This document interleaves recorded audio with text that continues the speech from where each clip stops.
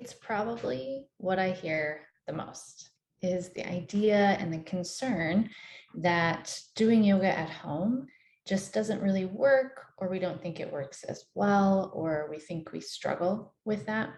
And I usually tell people first off, well, it's more than not doing anything if you do something at home. But I also think the biggest reason that that's a concern is because of how we're thinking about it. When I talk to people about why they think they don't do well at home, it often comes down to that they're comparing the home practice to the practice that they have at the studio. And they're comparing those experiences as if they're meant to be the same, that we should have our home set up to create the same type of atmosphere, or that we should never be interrupted, or et cetera, et cetera, et cetera. And I try to remind people and encourage people that practicing yoga at home doesn't mean that you're replacing your studio class. If you have a private session or a weekly class that you go to on a regular basis, most people who practice with me at home also continue to keep that studio practice. There are, of course, a few who do move home, really begin to enjoy the flexibility of scheduling and just being able to roll out their mat and practice at home, and that's what they do. But the majority of people, it's really an addition.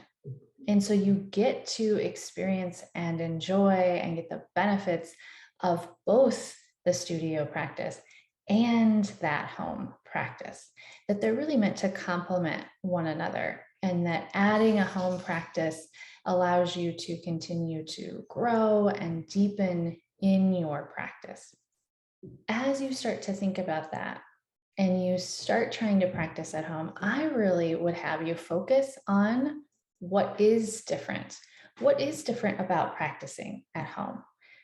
For me, I have pets at home. Sometimes you probably even might hear them in the background of this video or others. I have kids, and yeah, there's a tendency at times to think like, oh, I hear them, or oh, they're being loud.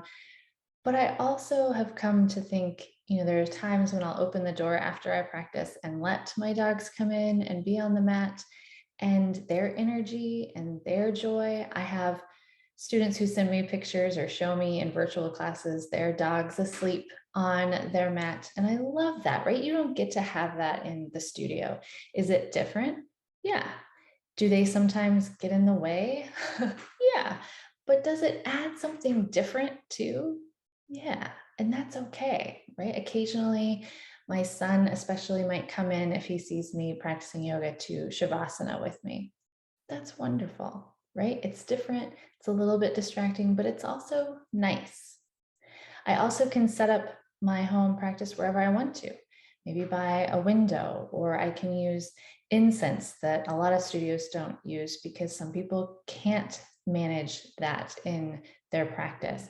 A specific scent that I really like, or a blanket that I really like. I can make that practice at home what I want it to be. And I can focus on what those differences are to try to maximize the enjoyment of those differences, rather than seeing those differences as strikes against my home practice. And lastly, you're not alone. I think sometimes it can feel isolating to be at home. I am here for you, even if I'm not there in the room with you like I would be at the studio. I'm always an email or message away. I'm happy to Zoom with anyone and troubleshoot, problem solve, look at pictures of your poses, talk to you about ideas. I send videos with ideas and modifications and adjustments all the time, and I'm happy to do that. And there are a community of people out there. I have, the Facebook group that you can connect with, that you aren't alone, even if it may feel that way at times.